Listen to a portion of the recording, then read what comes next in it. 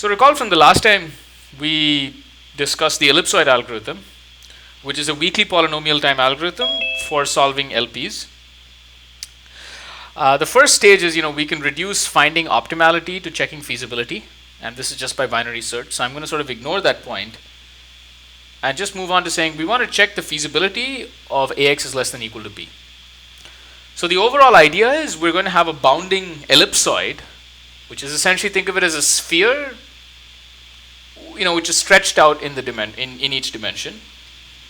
And we have an ellipsoid that contains P. Let's start with that. Suppose we find, we could just begin with a large enough ellipsoid that contains P. And what is an ellipsoid specifically? It's given by this equation. This is an axis parallel ellipsoid, summation of xi squared divided by ai squared less than 1. Okay, so what the ellipsoid algorithm does is really, it's just two lines. You translate the coordinates to the origin of the center. You check if the origin is feasible just by plugging into the LP. And if it's feasible, you're done because you wanted to find a feasible point. Otherwise, you find a hyperplane that separates the origin from P. So this is a constraint that is violated. So what you end up with is a picture like this, where you have some plane which separates the origin from the polytope.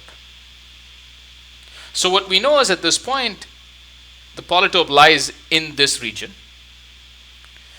And this is sort of, well, I said there are three steps. Then we have this non-trivial operation that finds a smaller ellipsoid that contains the shaded region. And this is called a minimum enclosing ellipsoid. So for example, in this picture here, that ellipsoid would be, something like that. So you find this ellipsoid that contains the shaded region. Now what is non-trivial is that it is possible to actually find an asymptotically smaller ellipsoid by volume using some algebraic calculations. So the volume of the ellipsoid is going to shrink by 1 minus 1 over n, where n is the dimension, because you have the variables being x1 to xn. You can prove that if ek is the ellipsoid at the kth iteration, the volume of ek plus 1 is less than or equal to like 1 minus 1 over 4n times the volume of ek. And so if you do 4 nr iterations, then essentially you get down to e to the minus r volume. So if we have a lower bound on the volume of the polytope, then in k being O of n, log of the volume of the polytope, that's how many iterations we need. So this is volume. I should probably write this out clearly. So it's O of n log of the volume of the original polytope. And that's how many iterations you need. So there are two steps to actually, one, we need to prove this theorem. I won't prove the theorem, but I just gave a quick sketch. And then you need to get a bound on the volume of the polytope. Now this one can show in a sort of specialized setting, and I'll show that for you. All right, so let me now explain how you would prove this theorem. I'll probably, give the details in the exercises, but really what you show is you start with the simplest case. So consider the n-dimensional sphere.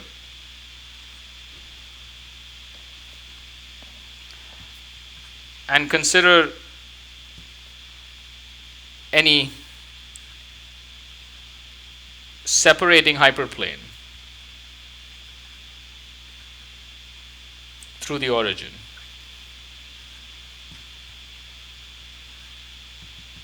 By symmetry,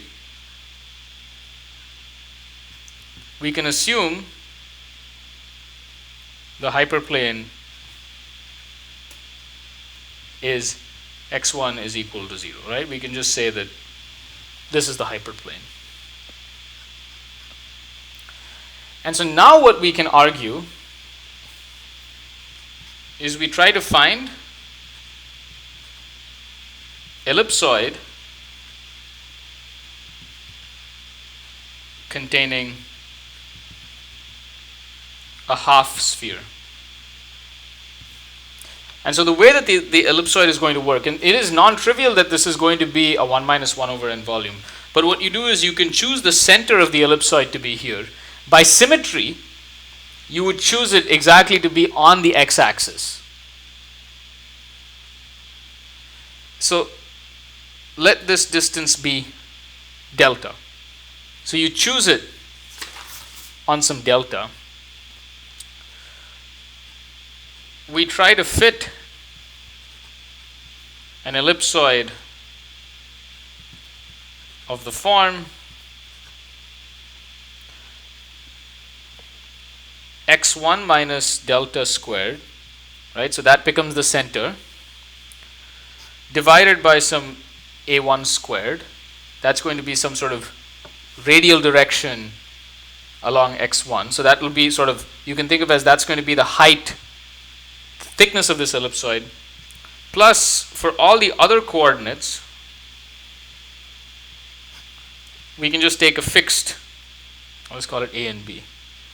And we want an ellipsoid of this form that encloses this region. And so now what you do is you have to do some algebra here. You try to ensure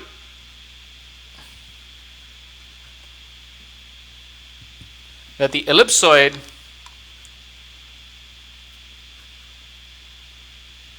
passes through these places, where these points of course actually end up being a sphere in low dimensional spaces, the x's. So you get an equation for this, and then you get an equation for all the points, and you can, once you write them down, you'll get some relationship.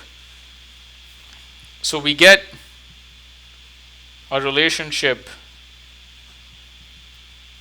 between delta A and B, and then you just minimize the volume of the ellipsoid, the volume which is basically proportional to A times B to the n minus 1. So you just we'll just minimize this expression with these constraints. It ends up being a bit of algebra. It's not worthwhile for me to write this over here. But essentially that's the idea. And when you kind of crunch out all the math, we get an ellipsoid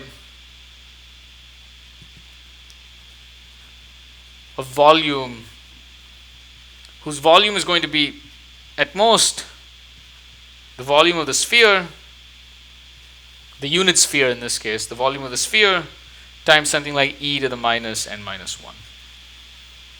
And this is a piece of math that can be worked out. So this is how you find this ellipsoid. So we only solve the n-dimensional sphere, and the general case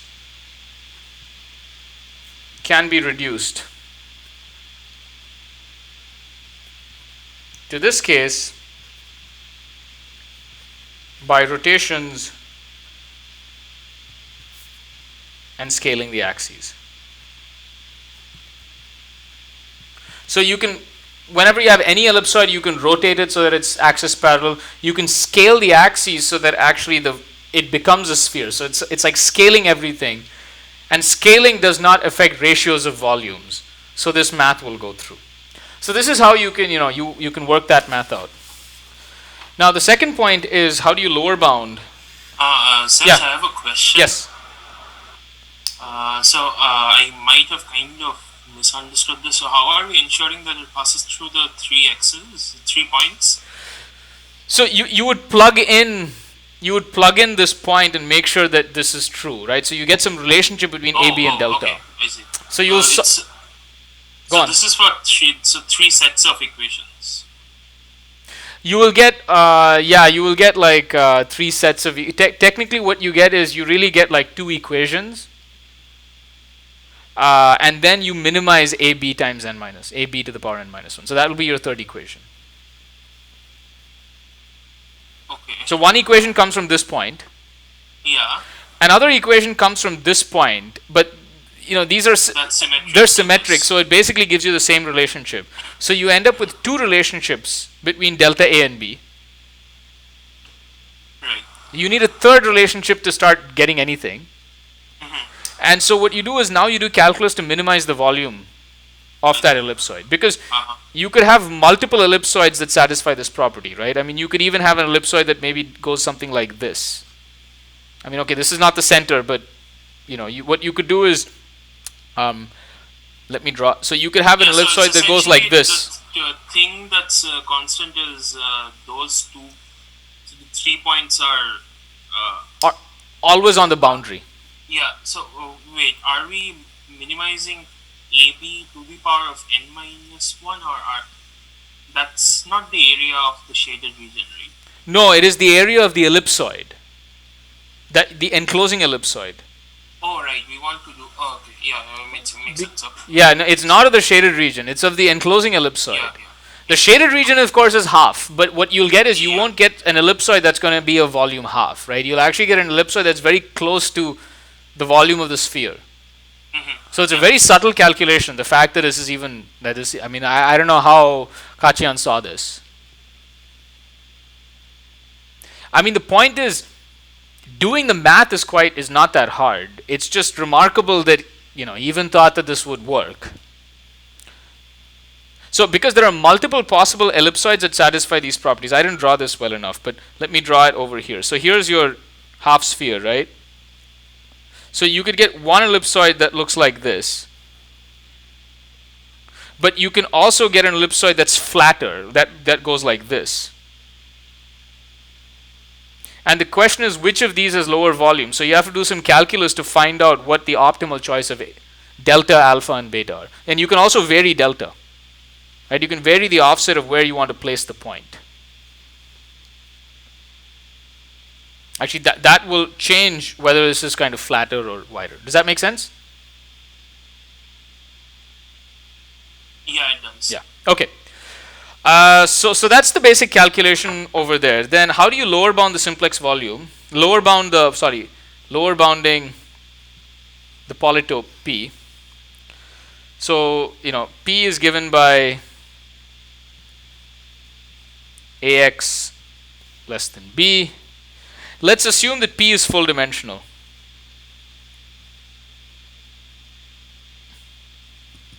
And non-empty.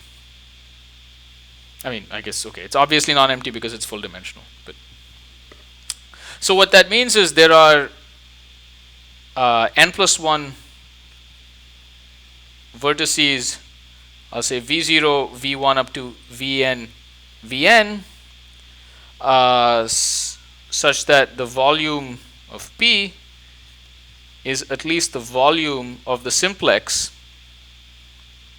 V0 to Vn minus 1. This is like you have these points, and so you can construct the simplex between them, which is just by connecting lines between all of them, and look at the volume of the simplex. And the volume of the simplex is a lower bound on the volume of the actual polytope. And so now, I'm not going to work out all the math, but essentially what you have is that each Vi is the solution of a system, I'll say AR V, where R is just some subset of the rows, right? Just to think like the simplex algorithm, right? Or what you had is you would basically take some subset of the rows. Those would give you constraints, and those constraints, like this constraint, this constraint, and this constraint, they intersect to give you that vertex. So it's some system of linear equations you can solve. So each Vi is of the form P divided by Q, where PQ are determinants using entries in A and B. This is just by Cramer's rule. So if you basically solve this linear system, you end up with P and Q being determinants that use the entries in A, B. And so therefore P and Q, if you look at, what is their value is at most, I'll say A max times B max to the power n. Right? Because it's a determinant and you can basically work out this math, or technically maybe I should say polynomial in n. Right? So it's A max and B max, which are the largest entries in A and B.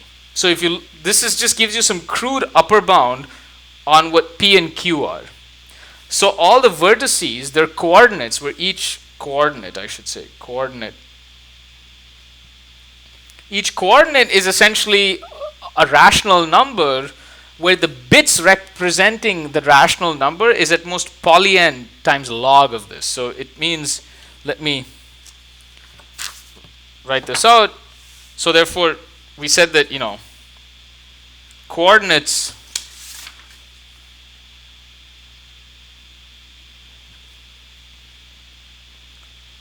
can be represented in poly n log of A max B max bits. And so now what is the volume of the simplex? The volume of the simplex, again using some math, what you get is like this is at most 1 over n factorial of the determinant of v1 minus v0, v2 minus v0 up to vn minus v0. So you can represent this as a determinant, and this is again now going to, because each of these coordinates over here can be represented by poly n log A max B max bits, the volume of the simplex essentially is going to be at least exponentially small in n. So you can argue this is going to be at least something like A max times B max to the minus polynomial in n. And hence log of the volume is going to be at least, so if you look at the absolute value of the volume, this is going to be at most polynomial in n log A max B max.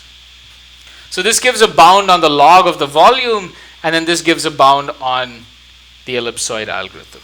Okay, so this completes our discussion of the basic discussion of the ellipsoid, but there is now a very deep aspect that I would like to talk about, which is, let's go back to what the ellipsoid algorithm actually needs.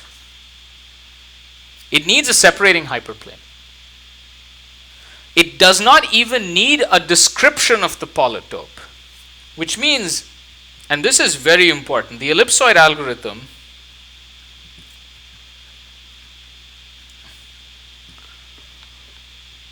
works if any convex body, which I'll refer to as C, has a separation oracle. This is sort of a fundamental. What is a separation oracle? So given a point X, the oracle outputs, either it says yes, X is in C, or sorry about that.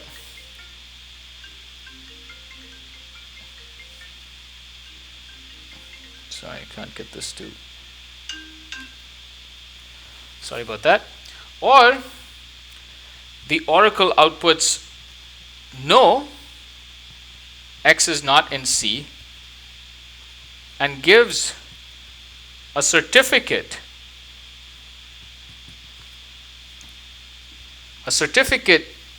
hyperplane separating x from C. So what is that certificate hyperplane? It's going to be a hyperplane of the form. So it's going to give you some vector. So this is just a vector C such that C transpose x is less than 0, but P is contained in the region x such that C transpose x is greater than 0. Maybe I should refer to this as y, just to distinguish from the x. This is called a separating hyperplane. So what it says is, here is some convex body. It might not be defined by an LP. A separating hyperplane just is something that separates the point from C. And because it's a convex body, a separating hyperplane always exists in this case. A separation oracle will actually output such a certificate. For the case of an LP, it is easy to find a separation. Separation oracle is obvious, right? You just check all the constraints. So C does not need a description, need a concise description. And this is immensely powerful. We'll actually see this when we talk about semi-definite programming, is that C can actually be a much more complex convex body for which we don't actually have all the facets. And there's sort of this deep work of Grochel, Lovas, and Shriver, who say that separation and optimization are equivalent. What that means is, if you have a convex body for which you have a separation oracle, then you can do optimization over that convex body. And conversely, if you can optimize over a convex body, then there is an algorithm that will also do separation, meaning their polynomial time reductions are equivalent in polynomial time. So are there any convex bodies apart from ones that are unbounded? What do you mean? Like, sorry, I mean, are there any convex bodies without partition, separation oracles that are not unbounded? No, you need a separation oracle that runs in polynomial time for this. Oh, okay. I mean, separation oracle, I should say, okay, and maybe, the third thing is it runs in polynomial time. Okay, yeah, that makes more sense. Yeah, sorry, my apologies. I meant that there's a procedure. So if you have a separation oracle that runs in polynomial time, you can do optimization in polynomial time. That's just ellipsoid. This direction is just ellipsoid. This is just given by ellipsoid. But the opposite is not obvious. The fact that you can optimize over it doesn't mean that there should be a fast way of doing separation, but there is. Okay, so let me give you an example where one can use this idea. I'm going to give you a nice example where the separation oracle is powerful, and we will revisit this notion. This is somewhat of a contrived problem, but I think it's a nice example. So consider a pricing problem. A pricing problem. G is equal to V comma E. We own the graph and set prices for the edges. So what is the price function? I'll just refer to this as E to, we're going to set non-negative prices to the edges. An agent wants to buy edges to connect all the vertices, which means essentially agent buys a spanning tree. So this is the revenue. This is the revenue we get, the spanning tree. This is whatever the agent pays. So for any function w, the revenue is equal to the min over all trees, because the agent would buy the minimum spanning tree, over all spanning trees t of w of t, which is just the weight of the spanning tree. So this is the revenue we get. We would like to set prices to maximize our revenue, except we have some budget. We can't just set prices to be whatever we want. So suppose, and again, this is a specific contrived problem, but it actually, one can generalize this to have specific applications. We force the sum of prices, sum of all prices, to be at most capital P. So what is the problem we wish to solve? We want to solve the max over all functions where the weight of all the edges is at most b, the min over spanning trees t of the weight of the spanning tree. Okay, this is the problem we wish to solve. What is the maximum revenue that we can hope to get? So we can write this as an LP, except the LP is going to have an exponential number of constraints. So here's the LP. So we'll say max, I'll just refer to a single variable x. We want to maximize x such that for all spanning trees, the weight of the spanning tree is at least x. Our variables will satisfy the summation over e, the weight of the edge is at most b, so for all edges, and we want for all edges, sorry, this is not a for all. Okay, so this is our LP. Does this make sense? Exponentially many constraints.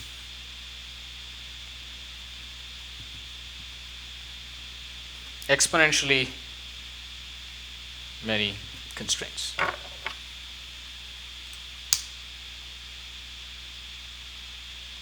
Is this clear?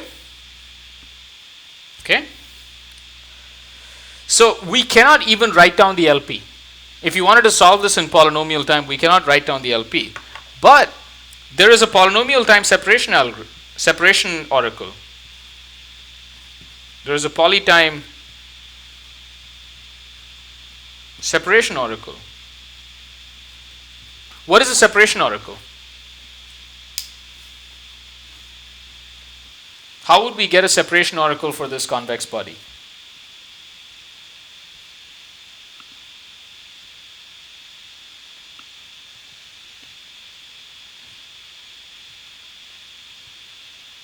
Given a point, so what is a point? A point is a number x and price is w, the weight's w.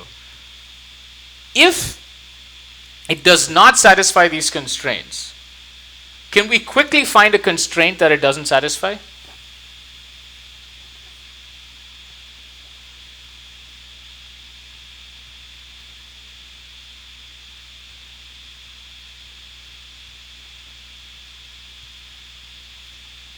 Will you repeat the question? So this is an exponentially large LP. So is that clear? Like there are exponentially many constraints here. Yeah. I claim that we can still solve this in polynomial time. We can actually solve this problem in polynomial time even though we can't even write down the LP, because there is a polynomial time separation oracle for this convex body. The convex body, of course, is the polytope. Right? The polytope given by these constraints, this gives some polytope P. So what this means is if x is not in P, I'm sorry, x is a bad choice. So I say if w comma x, right? So this is a weight and x. If these are not in P, let me actually, I apologize, instead of x, let me call it lambda. Right? I just want to, let me call my variables lambda. My variables are lambda and w's. If w lambda, the point, is not in P, find a separating hyperplane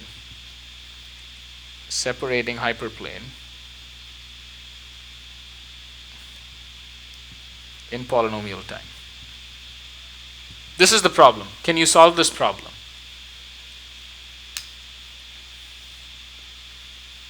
Or how would you solve this problem?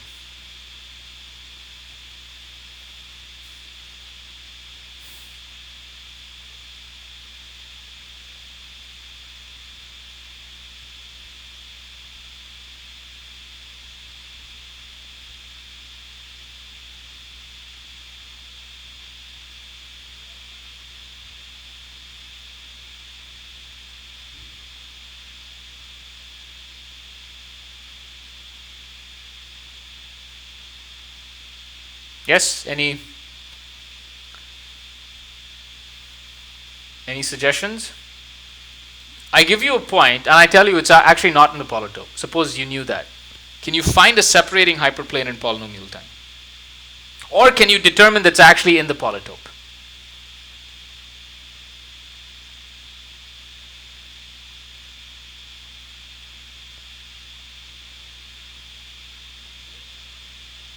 Can we use Farkas's lemma? No.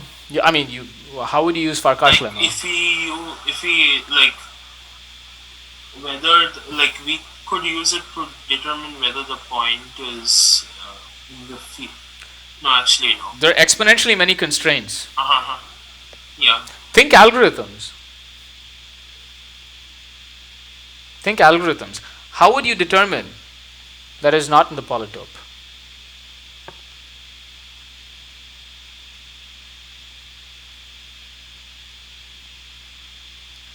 Again, if you think feasibility, you could imagine that lambda is fixed. Right? Lambda is going to be some fixed quantity and you're just determining feasibility. So if you fix the lambda and you want to choose a w and you want to check, is the w going to satisfy these conditions? Is it going to be in the polytope or is it not?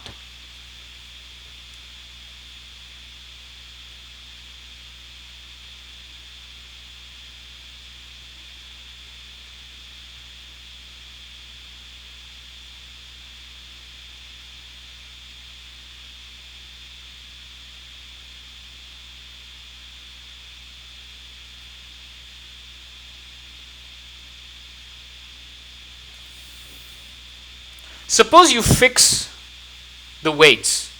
Let's go back to this picture. Fix the weights and you're the agent.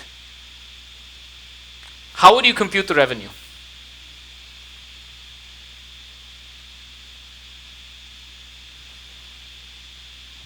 How do you compute the revenue?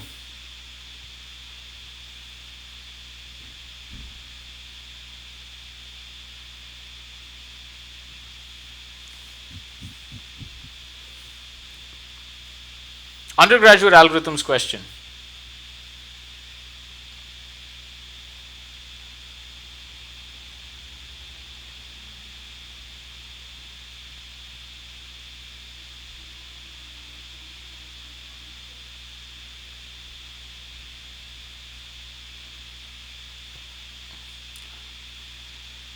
How do you compute the minimum spanning tree?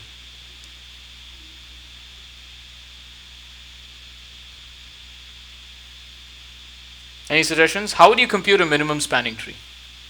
Or how long does it take to compute a minimum spanning tree? M log n. It's polynomial time, right? You can do it in m log n. Okay, now that you can compute a minimum spanning tree in polynomial time, how do you find a separating hyperplane in polynomial time?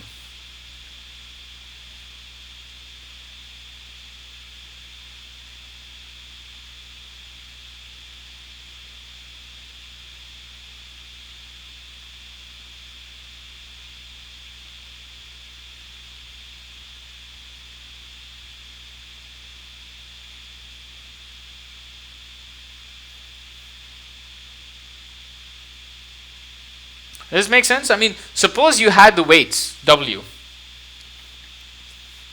and you computed the minimum spanning tree.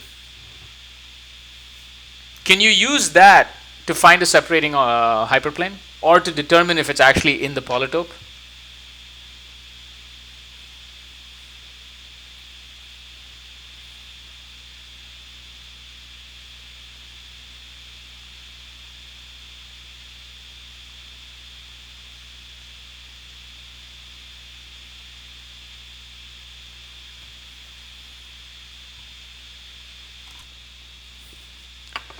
So by solving the MST on weights W, we can determine if the MST of G with weights W is more than lambda, in which case it's feasible, or if the MST on W of G is less than lambda, then the separating hyperplane is the constraint corresponding to the MST T. I should say the minimum spanning tree weight, really. The weight. Okay.